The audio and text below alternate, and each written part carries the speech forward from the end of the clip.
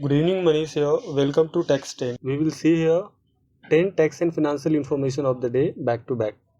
So let's get start.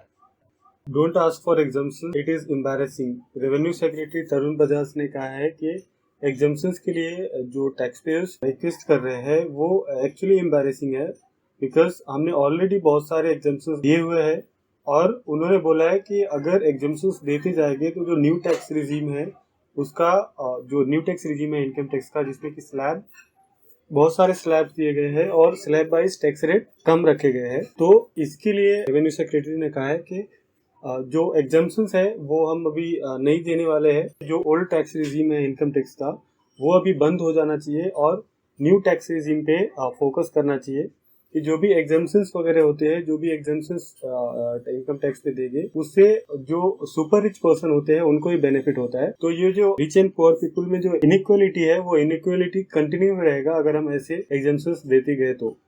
Implementation of automation in the custom import of goods at concession rate of duty rules 2017 with effect from 1st March 2022। 1st March 2022 से ये import of goods at concession rate duty rule है वो applicable होने वाला है from 1st March और इसमें focus किया गया है कि जो प्रोसीजर्स है import of goods at concession rate का जो प्रोसेस है वो प्रोसेस को सिंप्लीफाई किया जाए और जो भी प्रोसेस है उसको वो सारे के सारे प्रोसेस ऑनलाइन किए जाए, कॉन्टेक्टलेस प्रोसेस हो।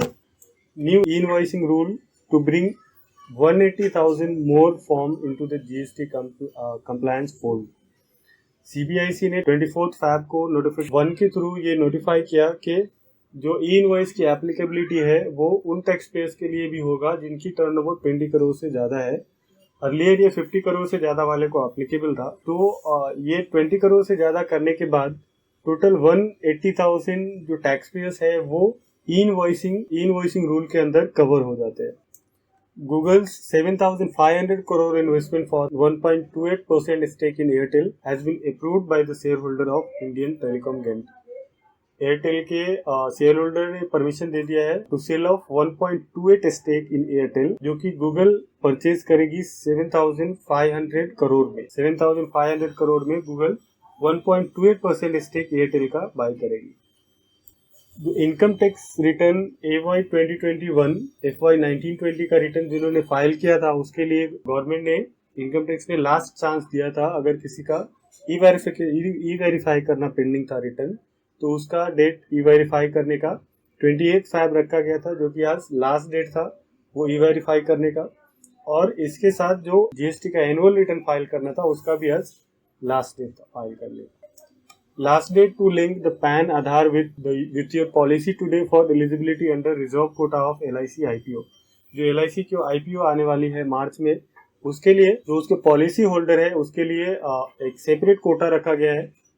तो अगर कोटा में एलिजिबल होने के लिए जो पॉलिसी होल्डर है उनका पैन एंड आधार अपडेट होना चाहिए उनके पॉलिसी से। तो वो जो अपडेट करने का प्रोसेस है टाइम लिमिट है वो आज खत्म हो रहा है। आज लास्ट डेट है पैन एंड आधार अपडेट करने का for the eligibility under reserve quota for the LIC IPO। Upcoming important date with respect to GST system enhancement.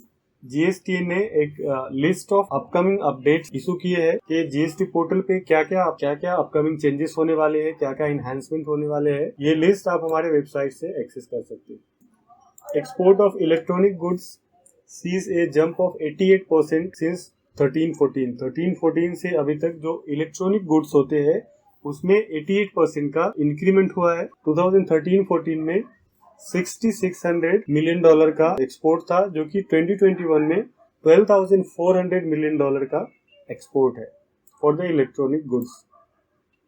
SC ask centre to clarify on legality of crypto currency.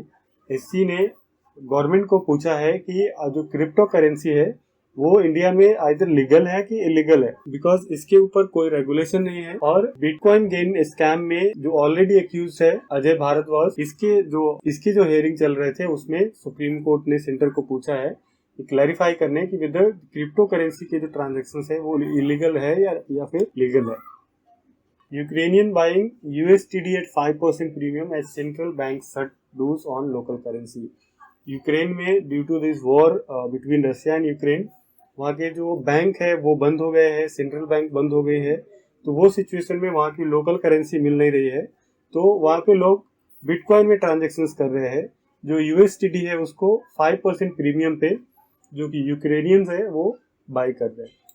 So thank you for your time, share this video, subscribe my channel.